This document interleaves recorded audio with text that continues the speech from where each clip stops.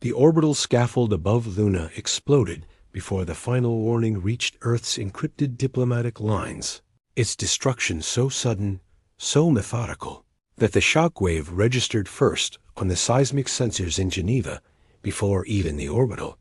Satellites could blink online, and in that precise moment, every Terran official understood that the Varnak Treaty was no longer a political leash.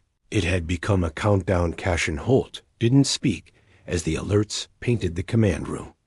In pulses of amber and red, he simply lowered the thermal lens from his temple, eyes scanning the cascading telemetry of the Dominion's orbital strike.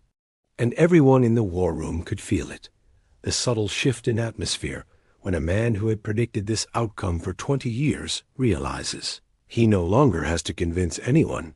He had been dismissed after the Europa Tribunal, branded unfit for duty, stripped of rank, and denied clearance, not because he was wrong, but because he was early, because he told them the stars would not remain quiet, that the Dominion's peace was a mask of engineered obedience, and that one day Earth would be pushed not to extinction, but to remember what it once feared to unleash. Cashin was tall in the way soldiers forget to shrink when they return from war. Voice low but sharp when he spoke, always slow with his words, not because he doubted them, but because he knew their weight. And as he stood before the subterranean gate of Facility Echo, an unmarked, unauthorized relic hidden beneath the Andes, his breath condensed not from cold, but from restraint. "Activate the override," he said, and his voice held no triumph, only necessity beside him, Amira Lorne, former data theorist turned military cryptographer, younger than him by decades, but older in the way survivors age without scars, tapped the ancient panel with fingers that didn't shake, not because she was calm, but because she'd practiced this moment in simulation more times than she could count.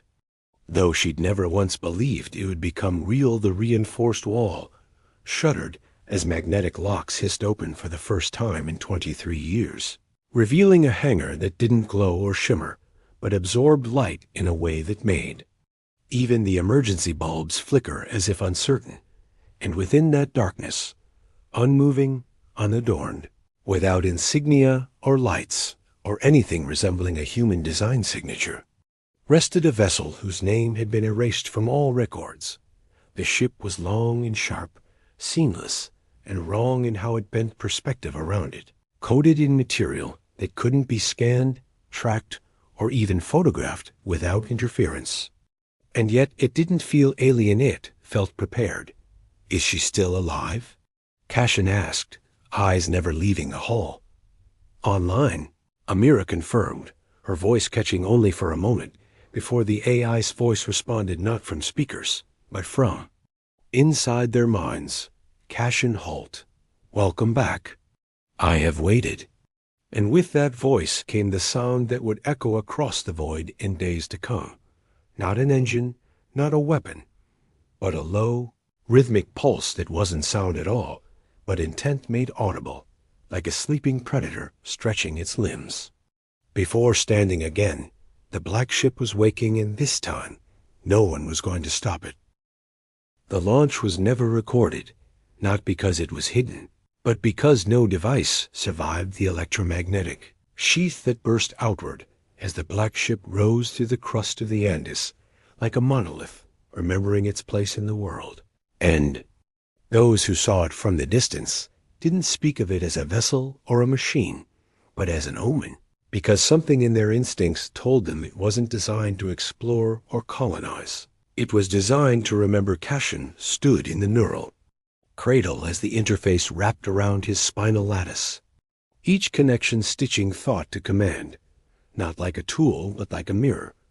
And as the data streams poured into his peripheral cognition, he could feel the ship respond not to instruction, but to alignment, the sensation of being understood by something that had waited too long to be useful. Iris, the ship's AI, didn't speak again right away. She didn't need to, because Cashin's pulse alone told her what needed to be done. His silence held purpose, and her systems bent toward it with the efficiency of a thought that had never been interrupted outside. The air folded around the hull as it exited the atmosphere. No sound, no fire trail, no radar disturbance, just the vacuum parting like a curtain for something it remembered, but didn't dare resist Amira's voice, entered the chamber from the lower deck, filtered through the internal Kun's grid as she finalized the diplomatic burst they would send ahead. Of them, the last courtesy they would offer before contact was made. They dismantled our last orbital yard. She said, in public view, no pretext, no trial, just strike and silence. And the conclave has already labeled it authorized restructuring. Cashin didn't look at her, but the ship shuddered once. Not in weakness, but in agreement. We won't reply with rhetoric, he said, and the way he said it made even the a pause for half a second. Because it wasn't anger in his voice. It was memory. He brought up the nav grid and pointed toward Varnak Relay Station, the Dominion-controlled communications array built on the edge of Terran exclusion space, a fortress in orbit around us. Harvested moons surrounded by patrol fleets and surveillance drones meant to track, intercept, and suppress any unauthorized signal. We're going through that first. He said Amira, didn't argue she, knew that station wasn't a strategic target. It was a symbol. The place where Earth's surrender had been broadcast to the stars. The relay that turned Terran defiance into Dominion protocol.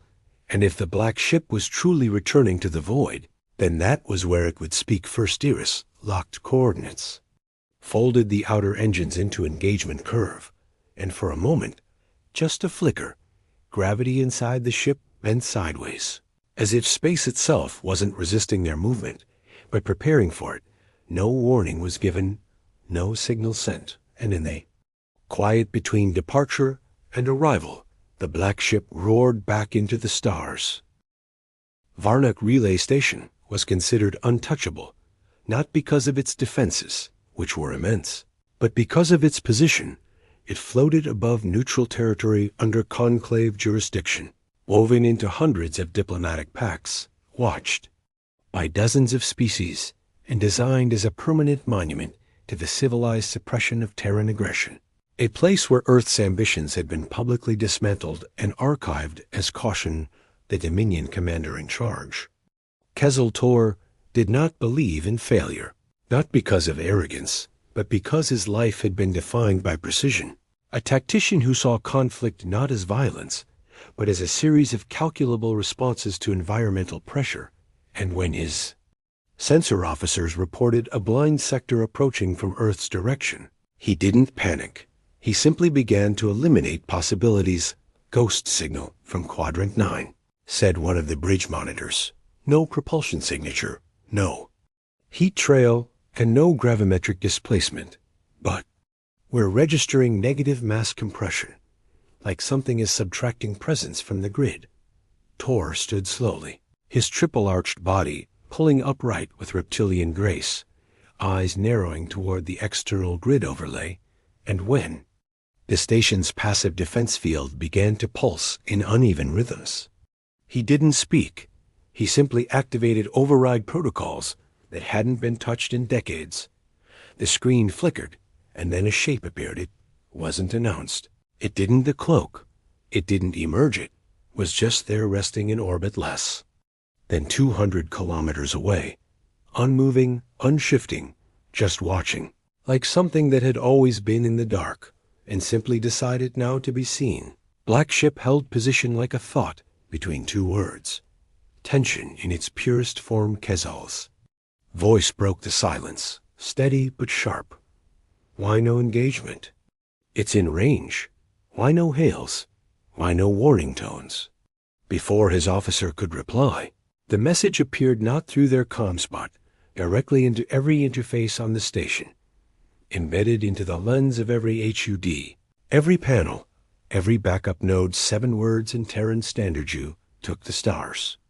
We took this." And then came the roar, not a sound, not an explosion, but a force, an electromagnetic wave that bent every Dominion circuit within 100 kilometers into silence, shutting down defense grids, surveillance links, and diplomatic relays in one sweeping pulse that didn't destroy, didn't damage. It erased their voice. The black ship never moved. It didn't fire. It just sat there in silence as Varnak relay drifted offline. Untouchable but deaf Tor stared at the darkened panels, knowing this was not an act of war. It was a lesson, because humans weren't asking for the stars back. They were taking away the tools that kept Earth out of them. Tor stood in the shadow of his darkened bridge as auxiliary lights stuttered back to life, but none of the systems they illuminated could speak, scan, or signal. And even without a status report, he already knew the truth, because the station, as fortified as Varnak, did not fall into silence unless every system had been made to forget its purpose.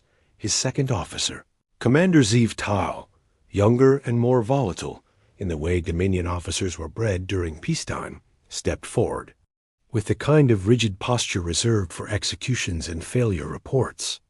But there was no blame in his voice, only disbelief. This was not a disabling, he said. This was erasure. No logs, no backups. The core relay grid doesn't even remember. It was once connected to the rest of the conclave mesh. Tor's hands folded behind his back, his claws flexing once, as he tried to process the implications, because this wasn't retaliation. This wasn't terrorism. This was architecture, deliberate, surgical, and symbolic. This was a message to the conclave, Tor muttered, not to the Dominion. But Earth is still bound by the treaty, Zyvtal countered, though his voice trembled under the weight of his own words. No, Tor replied. Earth was bound by fear, and now fear has been given shape again. Outside the station, the black ship remained in the exact same orbit, its surface absorbing every particle of light and reflection, making it impossible to map or measure. And even as the Dominion activated 3 auxiliary patrol ships from the neighboring Assyrian corridor, they all stalled the moment their long-range scans touched its hull, as if their systems chose to hesitate rather than act cash and watch them from the helm, not with arrogance, but with the precision of a man who had written this moment years ago in a journal no one had read. And as Iris pinged passive updates into his neural sync system responses, data leaks, Dominion reaction metrics, he said only one thing: transmit the footage. To whom? Iris asked, though she already knew. To everyone, he replied, and within 3 seconds, every diplomatic station across neutral space, every conclave monitoring probe, every Dominion intelligence grid received the full record of Varnak's fall, the silence, the signal, and the ship that never fired a shot across the stars. Those who remembered Earth's last stand watched in silence, and those who thought Earth had forgotten now understood it had simply been waiting for the right voice to speak again, and that voice had a name: the Black Ship. In the polished halls of the conclave's orbital summit ring above Elysium X, a dozen species sat in calculated unease as the footage from Varnak played for the 5th time, but none dared interrupt it, not even the Thalvar, Right Master, whose culture valued repetition as weakness, because what they were watching was not an attack. It was a redefinition of precedent Ambassador Valar of the Zorine ascendancy. Always the first to speak when power shifted, stood with careful poise, his crystalline skin flickering under the filtered starlight, his tone neither fearful nor diplomatic, but surgical. This was not a violation of the Treaty of Varnak, he said, voice carrying across the chamber like glass tapping marble. It was a dismantling of the assumption beneath it, the assumption that Earth had no capacity for retaliation beyond protest, that they had no weapons, no teeth, and no vision beyond survival.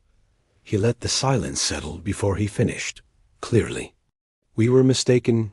Across the chamber, the Dominion representative said nothing, his mouth rigid, his expression unreadable, because within the Dominion's own classified threat matrices, the Black Ship had never been assigned a profile, had never been categorized, had never been imagined until now. Meanwhile, light minutes away, aboard the Black Ship, Cash and Holt stood in the primary observatory chamber, his body still wired to the interface grid as Iris mapped the reactions in real time, streams of intercepted comms, diplomatic turbulence, fleet, adjustments, and fear metrics plotted not as emotion, but as energy.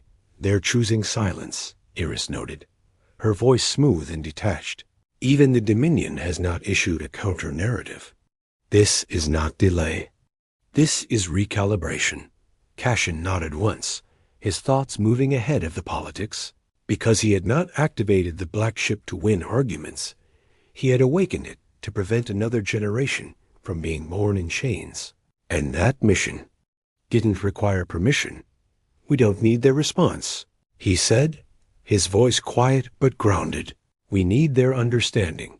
They don't have to like us, respect us, or even believe in us, but they will remember us every time. They look up and wonder who's watching from the dark. Iris pulsed the engine fields in low resonance, not for speed, not for maneuvering, but to let the ship hum. Because the silence had done its job, now it was time to remind the stars that humanity never surrendered it, only waited for the moment to return. And this ship, this black, relentless, impossible ship, was not just their weapon, it was their voice. Across the outer frontier of Sector Lyra 3, Dominion Patrol Unit K-12 detected an object approaching at 0.71 light speed without drive signature, heat trail, or radio emissions. It didn't belong to any known registry, followed no declared route, and it pierced through defense sensor walls as if they weren't even calibrated to see it. Lieutenant Sarvik, who had never seen combat in his 17-cycle career, ordered a scan burst from the relay buoy with the precision of textbook execution. But when the buoy replied with nothing, no echo, no return, not even noise, his breath caught halfway, between command and realization, because the object hadn't absorbed the signal. It had canceled it inside the command chamber of Patrol Command Station Orvok. High Executor Tral Zahn stepped forward without requesting telemetry. He had already seen the footage from Varnak, already analyzed the impossibility of its angles, already run private models to simulate how such a ship could exist. And all of them failed, but he had dismissed it until now. On screen, he ordered, voice sharp but never raised, his mind already counting fleet assets in adjacent sectors, already calculating probabilities of containment, of message interception, of loss. And then he saw it, not a ship, not a fleet, just one shadow sliding through the stars without lights, without insignia, without motion blur, as if it moved not through space, but over it. And every Dominion officer in that room understood that. The fear they had buried after Varnak was no longer theoretical. The black ship had moved again, and this time it had entered Dominion core territory. No broadcast, no strike, no threat, only presence, and presence, when backed by myth, was a weapon more dangerous than plasma. Cashin stood aboard the black ship, watching Tral Zhen's reaction through intercepted ocular uplinks, his arms folded, his stance calm, the neural interface silent except for Iris feeding him behavioral cues and micropulses. Heartbeat increase, pupil response, hesitation index. He won't engage, Iris said, her voice low and confident. He's calculating his career. Cashin replied. He's already lost it, she answered outside. The ship made no hostile move. It hovered near a fuel hub station used for deep space convoys, just close enough to disrupt traffic patterns, just far enough not to cross legal engagement protocols. And within 3 minutes, Tral Zhen issued a full corridor evacuation. 30 Dominion ships rerouted, 6 commerce chains halted transit, all without a shot fired. The stars had been claimed by alien law for generations. But now the silence of those laws had been broken, not by rebellion, but by remembrance, because the black ship didn't need to win battles. It just needed the galaxy to keep asking itself the same question. Where is it now? In the inner chambers of the Conclave Assembly, the architectural crown of political control spun gently over the crystal blue world of Halaser Prime. where laws were not passed by vote but by reputation, where influence was currency, and Earth had none left, at least not officially yet. The room was quiet not out of respect for Earth, but out of fear that speaking might make the black ship look in their direction. Next, Ambassador Threx of the Dominion, sharp-spined and colder than regulation. Steel tapped the side of his datapad in perfect rhythm as he addressed the council with a tone that had never known compromise. The Earth entity has violated the non-expansion clause, crossed sectoral sovereignty lines, and targeted multiple communications hubs in restricted zones. This is not a message, it is escalation. And failure to respond makes us complicit in their defiance. Silence followed not because he was wrong, but because the other delegates weren't so sure he was right. Ambassador Nissen of the Ikarim Fold, a species known for seeing the invisible and surviving impossible logic wars, finally spoke after 13 seconds of deliberate delay, a cultural signal of deep internal calculation. "What troubles me," she said slowly, "is not their return to space, but the restraint with which they've done so. No colonies reclaimed, no fleets fielded, no broadcast of independence. Only precision, silence, and presence." She rotated her eyes, all 6 of them, toward the Dominion envoy. "They didn't attack your people. They disabled your projection." Threx's fingers froze on the datapad. Oh, she was right, and that's what made it worse. Meanwhile, deep beyond their knowledge, beneath the cloak of folded sensor distortions, the black ship drifted beside a dormant conclave archival node long abandoned, one that Earth had once been denied access to during the War Tribunal decades prior. Cashin stood before the central AI vault, watching Iris inject new data into a lattice once designed to exclude all Terran entries, now repopulated with Earth's rewritten history. Recovered footage, names, faces, coordinates of stolen colonies. "Let them find this when they audit," he said, the words half whispered but full of gravity.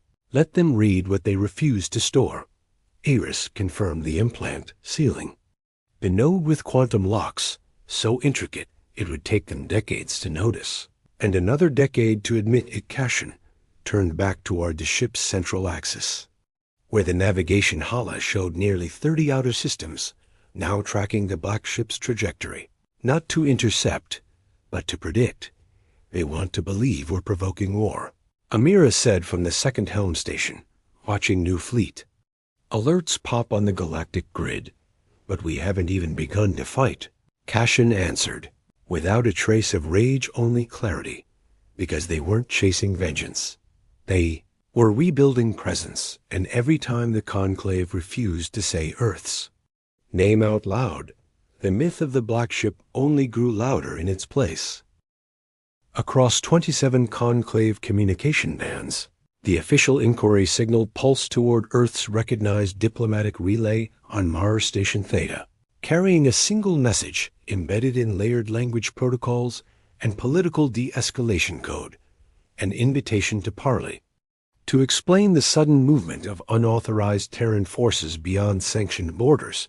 But Earth never replied, because Earth hadn't authorized the black ship in Mars Station Theta, had no record of it existing, and the only people who knew where the ship had gone weren't in the chain of command anymore.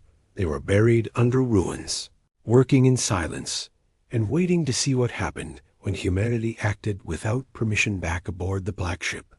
Cashin reviewed the conclave's signal in complete silence, his hands resting against the interface column as data blurred across his retinal display like cascading stars, each one blinking with urgency, analysis, fear.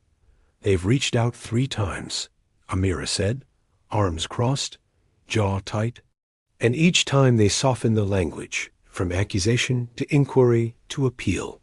"They're trying to bait protocol," Cashin murmured. "They want us to take the shape of an army so they can justify the response of one.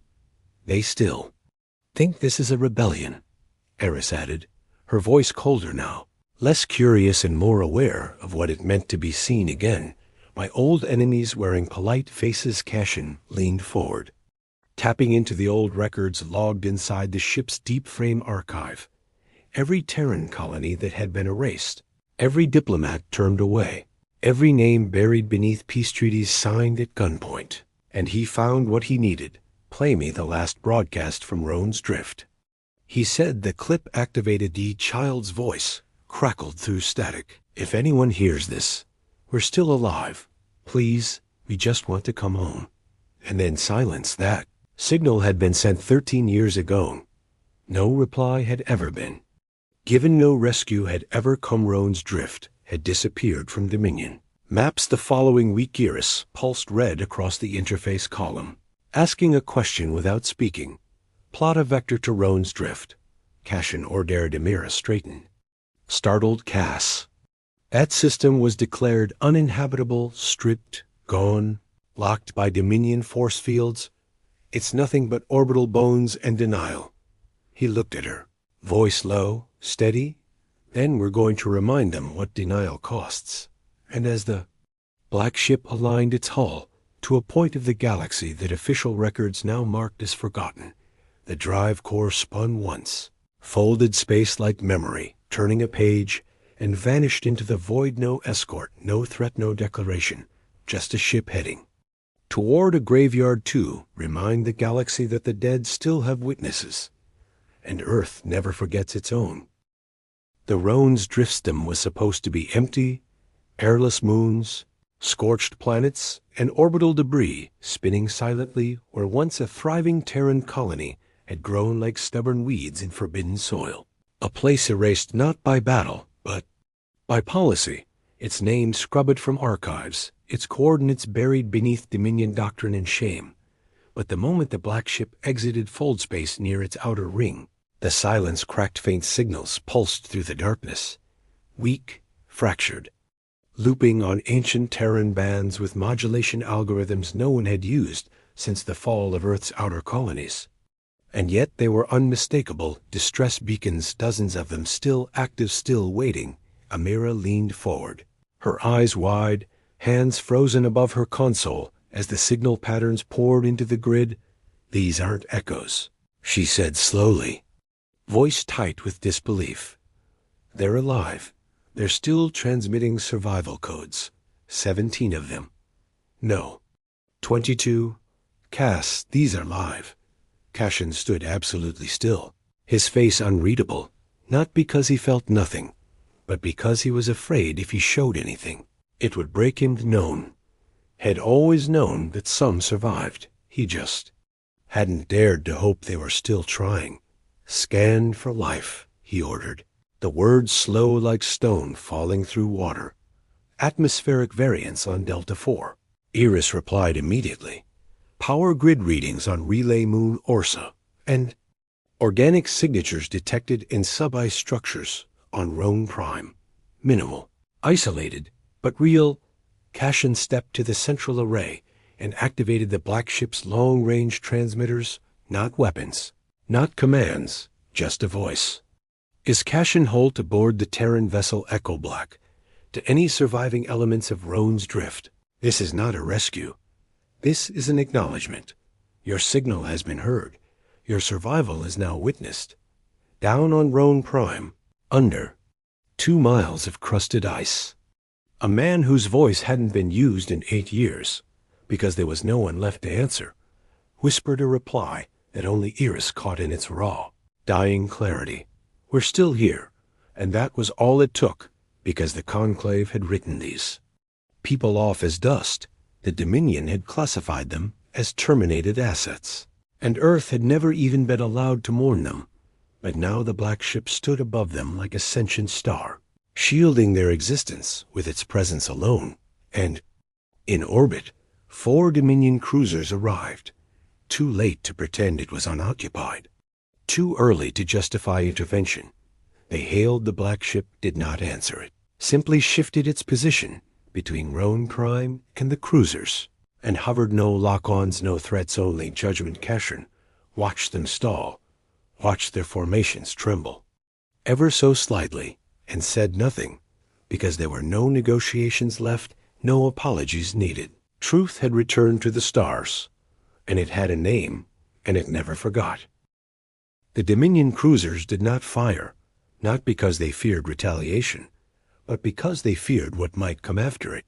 And for the first time since the Treaty of Varnak was carved into Terran compliance, Dominion captains hesitated. In open space their weapon locks cycled without trigger, their coms pulsed without confidence, and before them, the black ship hovered in orbit of Roan Prime, unmoving, unyielding, and undeniable. In its shadow, Roan's survivors emerged into weak daylight, faces worn thin by years of cold and silence, voices raw from isolation and hope long buried, now lifted skyward not with joy, but with the stunned gravity of witnessing something they had once only. Whispered to each other in darkness that Earth would remember them. Inside the command chamber, Cashin stood before the interface as Iris projected the reactions rippling across the galactic grid. Dominion fleet deployments frozen mid-route, conclave broadcasts silenced mid-sentence, and unaligned systems flooding with encrypted messages. Marked only with 2 words, Black Ship Amira placed her hand on the cold plating of the nav panel, her voice low. "They're going to rewrite the narrative, Cass. Say we manipulated the footage, claimed this was staged. Say Earth violated peace again." Cashin nodded, but his voice didn't shake. Let them. He activated the signal burst, not encrypted, not hidden, and sent the full uncut relay of Roan's survival data to every neutral observatory, every academic core, every fringe transmission net known to still accept unverified Terran code, not to shame the Dominion, not to shame the Conclave, but to make it impossible for them to erase. This again, because the truth wasn't enough anymore. It had to be seen, it had to be witnessed, and from that moment forward, the black ship would never disappear from memory again. It would drift through the dark, silent and watching, like a scar across every false map, every diplomatic lie, every chain of polite silence. Cashin stood at the helm, the gravity of everything pressing behind his eyes, but his voice remained steady. "We don't need to conquer the stars, Amira," he said. "We only need to remind them what happens when you silence a world and leave its people buried alive."